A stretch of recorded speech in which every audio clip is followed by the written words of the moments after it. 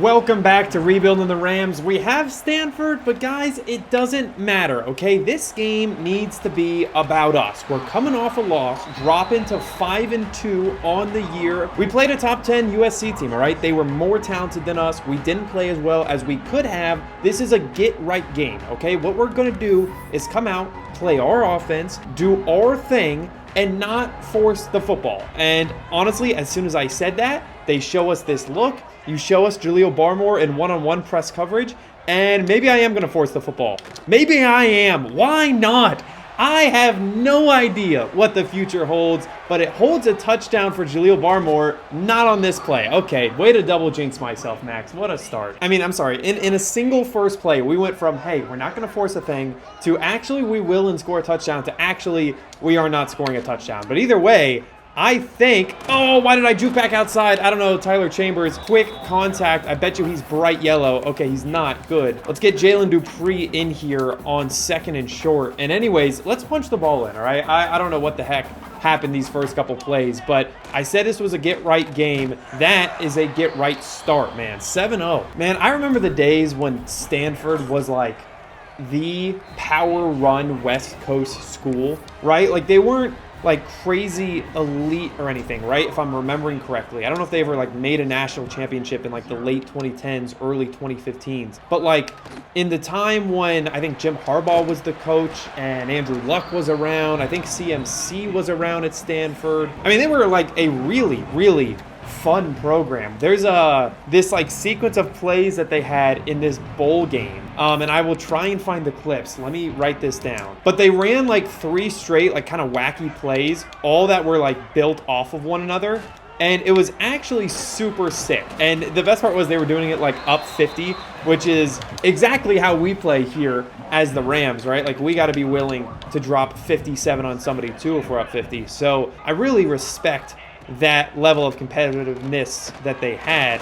That was Y cross. We know that because we ran that play a million times before. There it was. And they go goal line. Again, I'm still trying to figure out how to stop the QB sneak.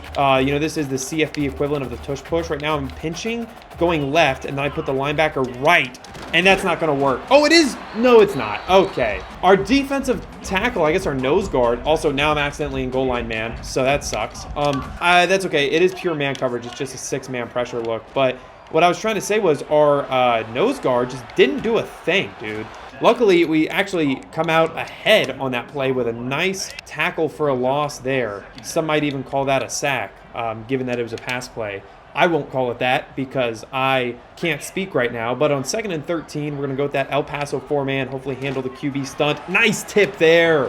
Who was that? I don't think that was Owen Long because that was number 49. I think Long wears 40. So the unnamed, I think it was Gene Barnes. I think it was Gene Barnes on man coverage, which again is very surprising because he's not a good cover player. But look at that. Is that Rashawn Kite? It is. The sophomore with 6.5 sacks and 12 TFLs, 7 games into the year. That's pretty solid for another one of those Owen Long type linebackers that really, are playing DN. This guy is playing defensive end 80% of the game, and when he wants to rush the passer, he's having success. Speaking of having success, while the Stanford crowd tries to get pumped up in the background, we are going to demoralize this crowd and go right at them. Right up the middle, ISO. Look at that block by Aracadera. Man, there is nothing more satisfying than a fullback going at a linebacker in this game and just moving him. Just taking the linebacker and saying, you will not make this tackle. We will keep running. Look at him go again. Another great block. He ended up making the tackle because I ran directly into my lineman. But Aracadera, man, as a lead blocker, so good. In fact, let's put him in here as a lead blocker for Justin Marshall. And let's go halfback off tackle. Let's go. Oh, never mind. Goal line. Goal line. We know what this is. We know this is man coverage. And Mason Ferguson has a good matchup. I think we're throwing that corner route. Mason. There it is. Way to get out of the break, too. Oh, it's over. Oh, my goodness. Number 18 could not keep up with Mason Ferguson. Tyler Chambers, 2 passes, one's a touchdown, one is a 75-yard dot to Jaleel Barmore, and we are up early. And already, I think it might be worth considering, guys, what do we do in this rebuild if we are blowing teams out? I hate to say it, Actually, I'm glad to say it. This is a good problem to have. But if y'all were around for the Ball State Chronicles, you know, late in the rebuild, like 80 episodes deep, we were so head and shoulders above the rest of the league that we were blowing people out every week in the regular season. There just was not a team that could compete with us, minus maybe Georgia at 99 overall. So what we started to do was I'd show you every snap until we kind of collectively determined that the game was over. And obviously I kind of have hindsight advantages when I'm editing the videos or when CJ is editing the videos because we know the outcome of the game. So if I get a 21-point lead and I actually blow it and lose, like, we wouldn't cut the video then, right? Like, we would show the whole thing. But it was kind of a good balance of, hey, you still are going to get as much details as you want. And then also, I'm not going to waste your time and show you every snap when we're up 40. In addition to that, what we used to do is I would actually leave a fully unclipped version in the video description for those of you, you know, the Vince Spods, the PD Swags of the world, the Azure. Shoot, do you say Azure or Azure in your username, dude? I see you commenting on this channel, but also on the Madden channel. But, you know, those guys, I feel like were watching the full gameplays. They would watch every snap. So we'll kind of leave that option open. Good incompletion there, guys, on that Seattle route. I guess verticals. I still call it Seattle. But, you know, I'll leave that option open to y'all, but it'll be something that's probably worth considering. Obviously, we're not going to do it every time, but in a situation like this where Dylan Phelps can cover them one-on-one, no help on a go route, and we're up 14, like, this is one of those rare instances where we are just outclassing the school. And it's like, should we cut the video early? Is this going to be an 18-minute video?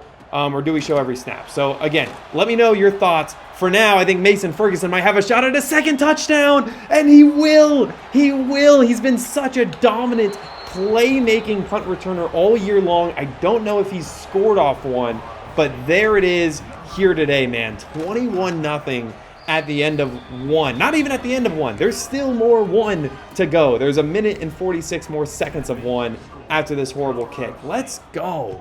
That's just awesome, man. That is such a fun start to what, like I said, this is a get-right game. I mean, come on now, guys. Quit playing with me. We are going to bring a 5-man pressure here. Screen left. I got to get over. I got to get over. I got to help. I got to help.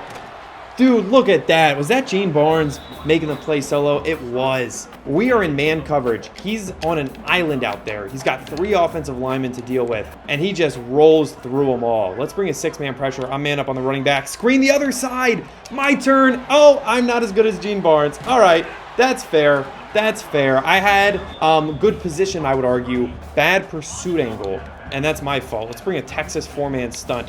Get really aggressive with the pressure here. Still a 4-man rush, man coverage look. I had to cover that RPO, and man, we are blowing that up. Rashawn Kite again. Let's get out of that blitz look. Going base cover 3. I'm going to use our Claybrooks on the backside here. Just kind of cheat over. Verticals. We're getting home. I don't know how we got home. Oh my gosh, I lost my voice. I don't know how we got home, but Andrew Lorich will. And I say we bring a 6-man blitz here. I say we go off coverage, 6-man. Let's go 7-man pressure. We're going to blitz Reddish. And we're going to bait him to throw it to the running back if he wants to. He doesn't even want to. That's fine. That is fine. I was kind of trying to convince the CPU to throw it to the running back, assuming he was going to be on a swing route. Because if so, then all you got to do is come up and make a tackle. And that way we're rushing 7. So even if the running back does stay in and block, we will have the numbers. So good first quarter thus far. I think with our luck, guys, we're going to put Ara Kadera in at the outside tight end because he's a better run blocker than our starter Elijah Walton. I think with our luck, Justin Marshall might have a touchdown here on this stretch play, man. This is his play, and he will not. Okay, that's probably all the carries that Marshall needs in this game with this score right now, right? Like, we know for a fact his wear and tear is iffy, so we need to try and preserve it whenever we can. Let's see if Alton Roth can get us going in the screen game. I think he can. What a juke to the outside. Tyler Chambers continues to show up. And guys, if you're going to play press coverage on Jaleel Barmore, I think he's going to go right by you. Oh, never mind. That's double teams. Look at that. Who is that, though? Oh, my gosh. Elijah Walton, the tight end. He has been such an athlete, man, on some of these deep routes. that I get him and Levon Brown confused. And Levon Brown has 99 short route running. Imagine you're a 6'3", 250-pound tight end, and I'm mistaking you for somebody with 99 short route running. That is a compliment. Whoa, whoa, whoa, whoa! What was that arm? Let's move past that. I'm just gonna say that was a weird angle that those fans. They were Colorado State guys too. You know, we seem to have a corner over there. Speaking of corners, what if we throw to Jaleel Barmore right in front of our fans? What if he scores right in front of him? Oh, he's double covered. That's okay, because Walton is a monster. He is a monster. Oh my goodness, Elijah Walton showing his talent on this drive. And I think Jalen Dupree can end this. Stretch wide side. There's no corner to stop us. 28-0, man. Jalen Dupree, dude. I really appreciate him, too, for sticking around for so long. You know, this is his 3rd year playing with us. I think he's actually been at Colorado State for longer than that, too. And I'm pretty sure he's a senior. And what that means is, for 3 years now, he has been Justin Marshall's number 2 guy. And, you know, he's done a great job of stepping up whenever Justin Marshall inevitably gets injured for a extended amount of time. But now, with Alton Roth as a true sophomore, really showcasing his ability to be a do-it-all running back that really excels in the pass game, which Jalen Dupree struggles in. Like, Dupree has taken a back seat and is kind of exclusively used for power run situations and when the other 2 running backs are tired. And, man, I don't know if y'all can hear the background. Nick's, I've been gone at work all day. Nick's is very excited to have somebody back at the house, and he is not happy that rather than hanging out with him, I'm over here playing this game. I missed the tackle because I looked over to look at him because he is just causing mayhem in the other part of the room. We might need to grab him and politely ask him if he would consider not screaming so loud. The thing is, if you give him attention, then he wants to scream louder. So, like, sometimes if I just make eye contact over there, he's looking at me. You can't see it, but there's a cat 10 feet away from me over here just staring at me. And if I look back at him, he will yell. So I almost need to ignore him. So let's ignore Nix for now. Big first down here, 28-0 game. And let's see what we can get. He has distracted me so much that I'm going to blame that man coverage wide open corner route on Nix. But now let's lock in, all right? I think he's chilled. Now he's got a chair over there that he loves to sit on. And he's just sitting on his chair. Oh, and he's sitting in the end zone. Oh, man. 4 verts against that double. I don't even know.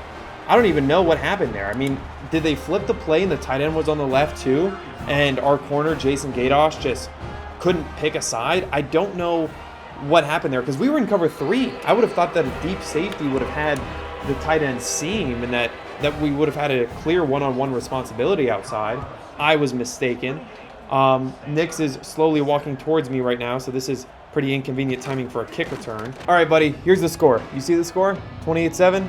Yeah, he's satisfied. From now on, if he yells during the rest of this, he's actually not mad. He's actually cheering. And oh, great. He is I'm delay of game because there is a guy distracting me here. But he has discovered my chair. And I'll tell you, this desk that I stream on, it's a standing and sitting desk. So sometimes I'll stand because it's more fun to play standing up, I feel like. And anytime I stand up, this dude discovers that there's an open chair for him, and he takes it. I will do my best to remember to throw the photo of where he is right now. Like as I speak, this dude has stolen my chair. But that means that he's at least comfortable, and if he's comfortable, then he's quiet, which means there's no more cat screaming in the background. But there is a wide open guy. That's a tough throw. Oh my gosh, Levon Brown coming down with it. Let's go. Nix is chilling. We have a 21-point lead, and we're running to the outside behind a incredibly good blocking tight end that missed his block there. Okay, that's all right. 2nd and long here. Let's get Alton Roth to the outside, and I just want to look and see how they react to that. That's a linebacker out there, which signals man. Oh, never mind, number 9. That looks more like a corner. We should have some zone coverage coming with us here. So I think that this flood concept on the left-hand side with the out in the corner should be there. That's okay. We will take the check down. Oh, my goodness. Jaleel Barmore, dude. Are you okay? He got absolutely lit up by both of them at the same angle, too. That sucks. Oh, that sucks worse. That sucks worse. Man, somebody said on the last video, I was asking y'all where y'all watch these. Somebody says you watch it at work, so you could watch me go for it from my own 30, you know, in the comfort of your own chair at the office. So I guess in the comfort of an office chair. Either way, watch this. How about we go for it at our own 37? How about we nail a wide open curl route? Barmore, let's go, man. Let me just say, I wanted to punt that. I would have rather punted, but I felt like I had to make that joke. So I went for it. Therefore, if I didn't get it, I didn't get it because of the joke. Okay, let's make that clear.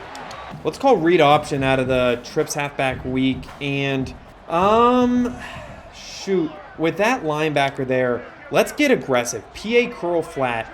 There is going to be a lot of space here for Mason Ferguson or for, okay, 2-minute warning. Good. That's probably for the best. If that guy blitzed off the edge, we might have been in trouble as far as pass protection goes. So we'll check out of it. Go with the slot here. Single high safety. I kind of like what we're seeing on the left-hand side. They're showing a pressure look again. Let's get Walton on a quick slant and just go with a flattened comeback route. We'll see if Walton's open early. He is. It's man coverage. There it is. Look at Walton, dude, gaining ground on number 8. I don't know if number 8 is a safety or a linebacker, but when Walton got out of that break, he accelerated and gained even more ground. That is, to me, so impressive for a tight end to be able to do. I mean, that is just so awesome that we got somebody that's doing that, man. Especially with the heavy run looks that we like to give, it's very refreshing to have a tight end that can really make people pay for not respecting the rest of it. Let's see if Chambers can juke out there. He cannot. Oh, man, that was kind of the best look, in my opinion, was that attempt right there, because had he have gotten out of it, I would have thought that would have been a massive play. Instead, we're going to go jet power read with Mason Ferguson. We have to make the right call here. Let's see it. Keeping it. Keeping it, keeping it, keeping it. Chambers. Oh, a stiff arm and another broken tackle. He is getting hurt today, but man, it's going to be fun to do it. Let's actually sub Chambers out just for this one play. Let's go with the motion switch halfback wheel, but I want to simplify things really. I want to look at Barmore on the in route after Arcadera. So we're going to go Dupree, Arcadera, Barmore. Let's see if the running back is wide open. It's not, but Arcadera was. I mean, that was just wide open. Offensive holding. Oh, you gotta be kidding me.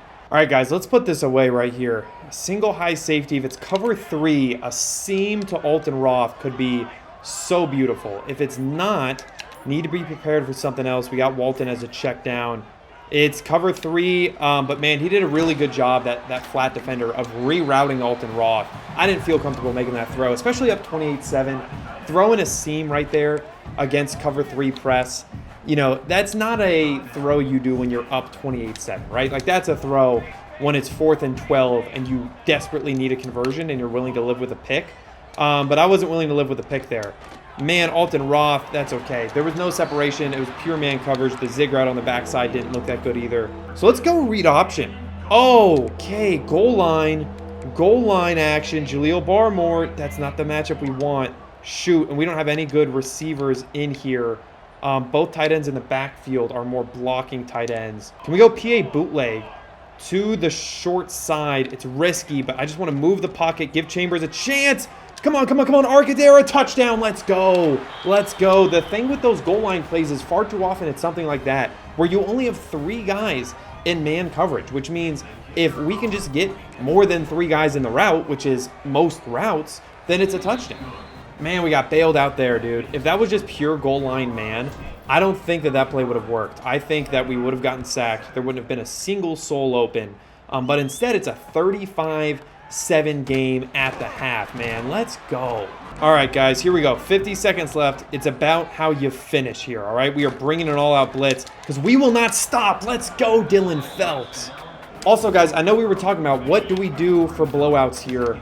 I'm going to make the executive one-time decision. Just this time, I'm going to end this game at halftime, right, on this video. That's why if you look at the video player right now, there's not going to be a whole lot left. We're going to go straight to recruiting because I still want to show you guys recruiting, okay? When we get to halftime, we're going to jump straight to recruiting here on this video that you are watching right now. If you want to see the second half, I'm still going to play it. I'm still going to, talk through every play, hang out, say a bunch of really like stupid things that are not funny or entertaining. But if that's your if that's your thing, there's more of that. But I will put that as a unlisted video in the video description.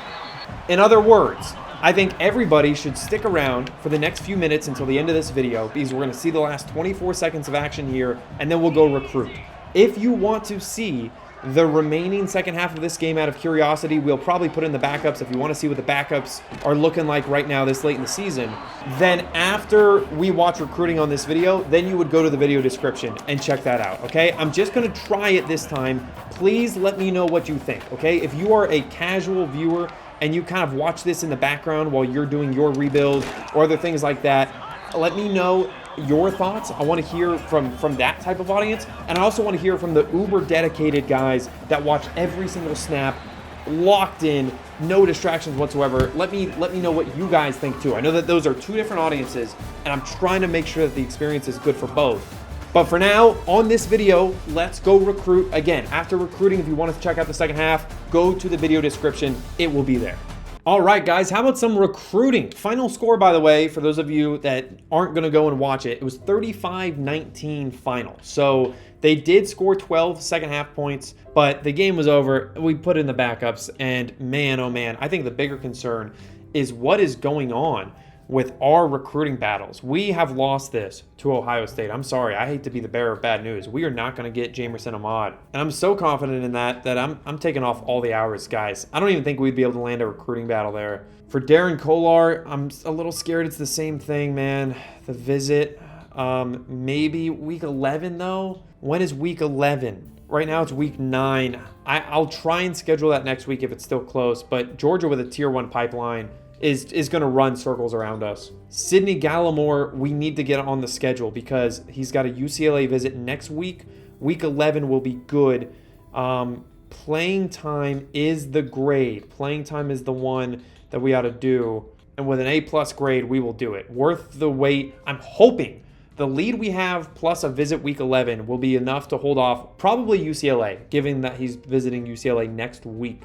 Again, right here, don't think we're going to hang on, but the pipeline difference isn't too big, so I'm going to fight it out. Same thing here, man. I think we lose that one, unfortunately, but we're going to do our best to fight. We're going to do our best to fight for a 5-star gem. I mean, it's worth the fight. Beyond that, man, a lot of lockouts, a lot of 4-stars that are not gems. So I think we're going to have a little bit more open space for elite players in the transfer portal than I thought. Again, if you're new here, we're only allowed 6 elite players, 6 4 or 5-star prospects. So right now, rather than fight for probably an average 4-star, I want to be hyper specific and look after some really elite 3-stars. In fact, guys, knowing that Hawkins is going to come back, all of our quarterbacks are going to be seniors next year. So maybe now is the time to find the QB of the future and let them sit for a year. I think that might be what we need to do. We're looking for dual threat or explosive or pure runner, backfield creator type guys. And we're going to try and scout as many as we can after using the playing time, heuristic that we have. I think there's a lot of really good ones here. Let's sort by interest status because the ones that are interested in us, I'm more likely to prioritize. And I think 80 speed would be really nice to see from some of these guys. It's very nice to be able to scout all of them. 87 speed, Brian Shaver. Dude, look at that. His accuracy is not that good, but we could fix accuracy.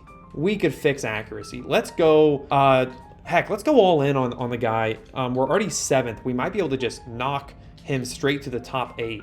I'm not opposed to getting 2 guys, right? Like, if we look, what was his deal breaker? I'm guessing it was playing championship contender. Yeah. I have no problem then getting an extra guy here as long as his deal breaker isn't playing time, right? We want to have guys that are okay sitting on the bench for a year and then maybe losing the recruiting or the starting battle to the other guy, right? I want to have 2 really good QBs going into it. We are out of hours, but that is okay, man. Brian Shaver might be the quarterback of the future. Remember this in 3 years, guys. But for now, we're up to number 16 in the nation. And we got the battle for the bronze boot against Wyoming up next week. I'll see you then. Until then, peace out.